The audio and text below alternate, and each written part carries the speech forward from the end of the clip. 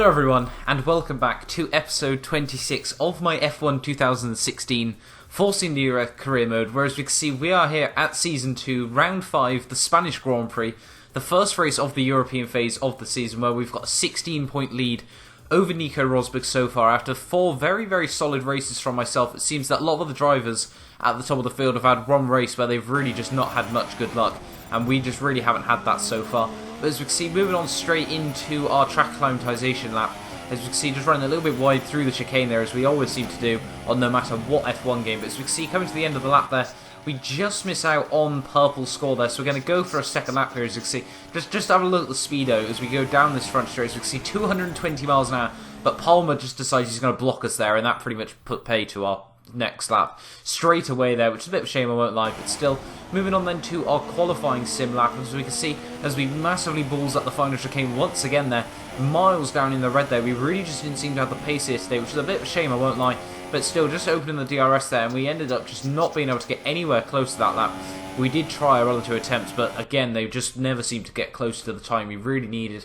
But as you can see there at the end of our practice session, how many R&D points are we going to gain? It's going to be about 60 points. I think it's just over 600 there, which is very strong. You know, we should be able to get an upgrade either before Monaco or after the Monaco Grand Prix weekend, depending on what happens, obviously, during the race here today. But obviously, before the race, we've got qualifying. Those were our qualifying goals. Let's move on then straight away into Q1. Don't really want to focus on this session too much, as we can see we go straight to P5 there. And I knew I was sandbagging a bit on this lap, but not too much. So it was going to be an interesting show of pace there. And as we can see, we do make it through into Q2. Sergio Perez finishes in P9, but everyone pretty much opting to go on the soft tyres, with Hamilton taking the pole, if you will, in qualifying 1. But we end up in P14 there, which is a bit unfortunate. But as you can see, now moving on to Q2, we're going to try and go on the medium tyres here. It's going to be a bit of a risky strategy, I won't lie, especially as now it was starting to rain a bit here. And it was very much just, if we can get a good lap in at the start of this session, it was basically just a free ticket into Q3 there. But as you can see, going into turn 1, running hugely wide straight away there. And that has pretty much set the tone for this whole lap, unfortunately. Just not being able to get the car turned in, obviously running so little downforce on this car as well. Patel manages to set a lap on a medium set tyres there, so he's basically got a free ticket into Q3 there. But as we can see, coming through the final chicane, we are absolutely nowhere in comparison to Sebastian Vettel, just losing the back end as we come towards the line.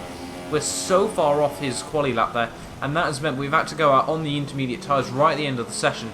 But still here, there was just no pace on the track. We pretty much went out at the worst possible 2 times to go out in this Q2 session.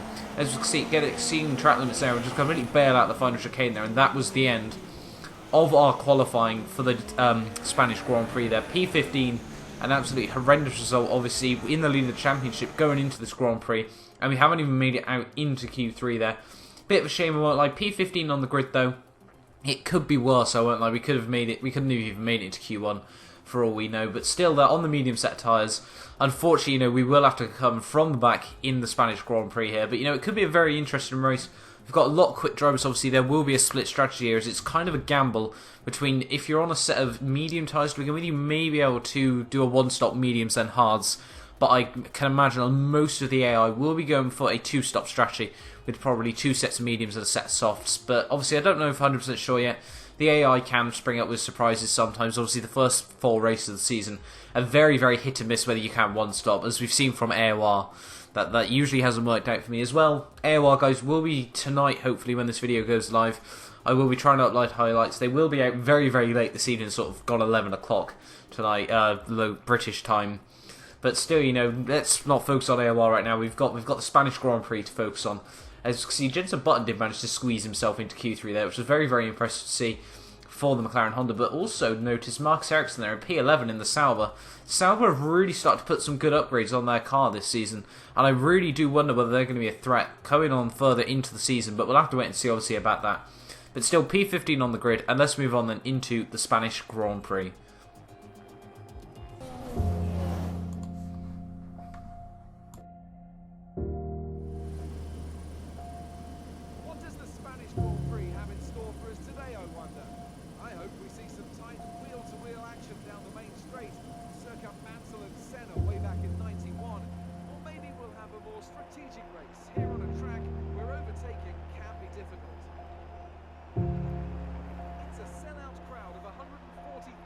Here today as we await lights out for the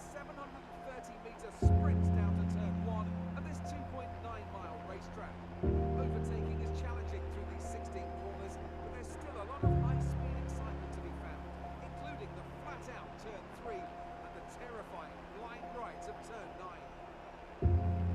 I, for one, can't wait to get started, and there's another very exciting little chap here beside me as well. It's our very own Anthony Davidson. Great to see you again today. Thanks for that, Crofty. I'm really anxious to get... With that then, let's run through the grid order. Nico Rosberg will start his silver arrow from pole position, and Max Verstappen lines up alongside. Looking down the rest of the grid, we have Hamilton, Ricciardo, Sebastian Vettel, and Raikkonen, Massa, Alonso, Button, and Sergio Perez. Ericsson, Fiat, Roman Grosjean, and Sainz. A Force India, Bottas, Felipe Nasser, and Esteban Gutierrez. Palmer and Magnussen, Pascal Wehrlein, and Rio Haryanto complete. So here we are then on the grid for the Spanish Grand Prix here, guys. Not really too sure what we're expecting to see today. Spain really isn't a very strong track of mine, but obviously with this Force India, with such little downforce on this car, it just is a rocket down the straight, obviously. So into turn 1, hopefully we should be able to make a good few overtakes today, but starting from P15, got a lot of positions we have to make up if we want to hopefully hold this championship lead, moving on into the Monaco Grand Prix. Obviously in Monaco last time out, we actually did pretty well, we bagged a podium. But as we can see, we are opting hopefully to go with the one-stop strategy here. Not really too sure how well this will work out for myself, but we're also going to underfuel the car slightly as well, I think. Because just with safety cars being quite an occurrence at Spain, you know, hopefully that should work out well for ourselves.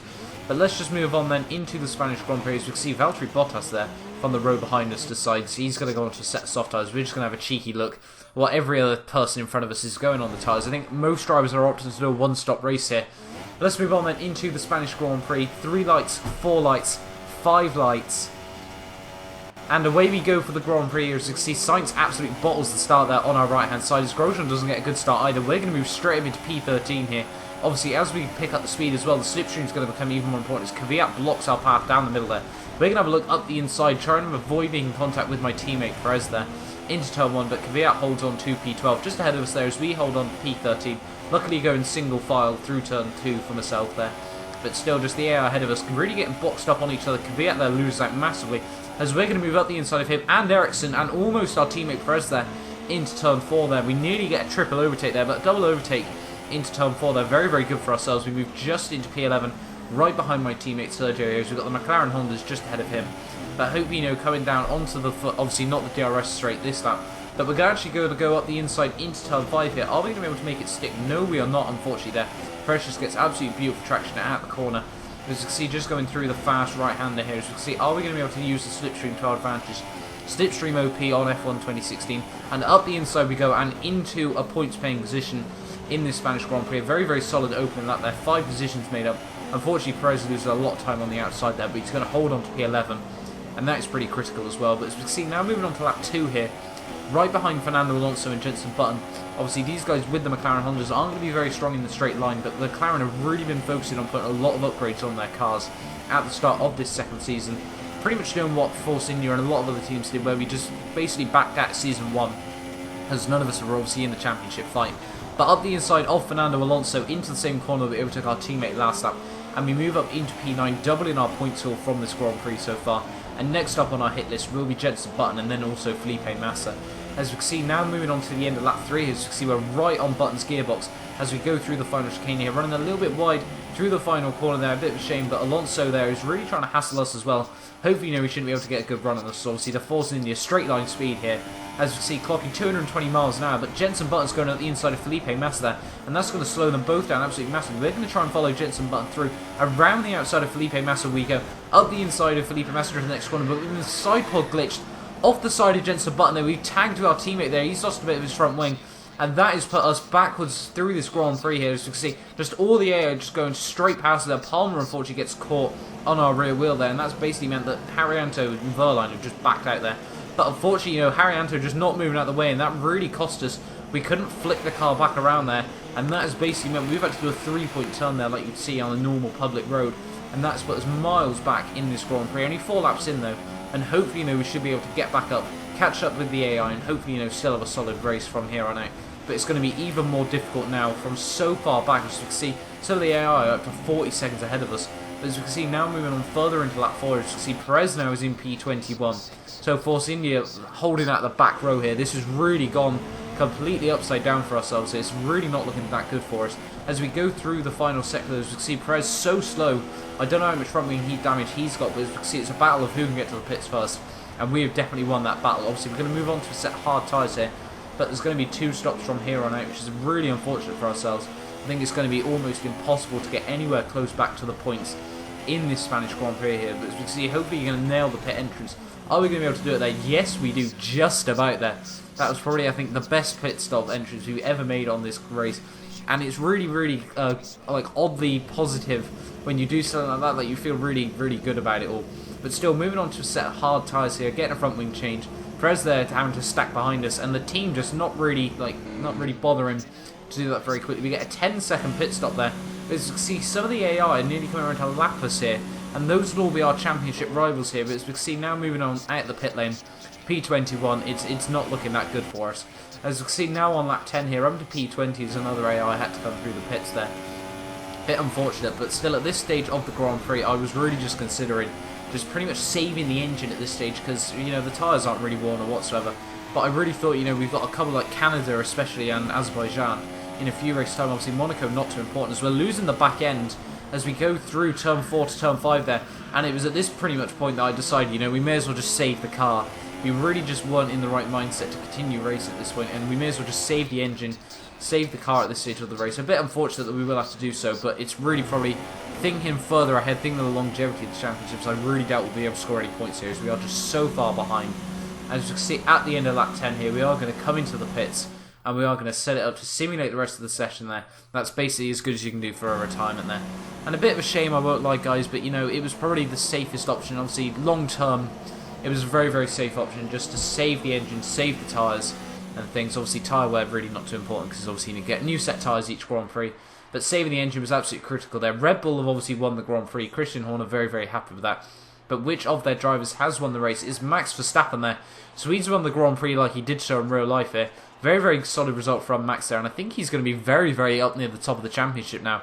I think he's definitely going to be ahead of me, as he was 22 points back going into this Grand Prix. But we'll obviously have to see where Nico Rosberg and such like came. Lewis Hamilton there in a very, very disappointing 6th place, I think that is there for himself. You know, he'd really want to be scoring a lot more solid points. But we've got to that sort of stage of the season where a lot of teams are very, very close performance-wise. But Kimi Räikkönen gets second there. Nico Rosberg rounds out the podium. And I think it's going to be very, very close between Rosberg and Verstappen at the top of the standings. I think Verstappen will just have got him, but I think my calculations are correct, by 4 points here. As you can see, those guys very, very happy with their Grand Prix. Hopefully you guys have enjoyed this video. Obviously a bit of a disappointing one. But I'm going to leave you now with the points, and I'll see you guys in the next one. Thank you so much for watching, and goodbye.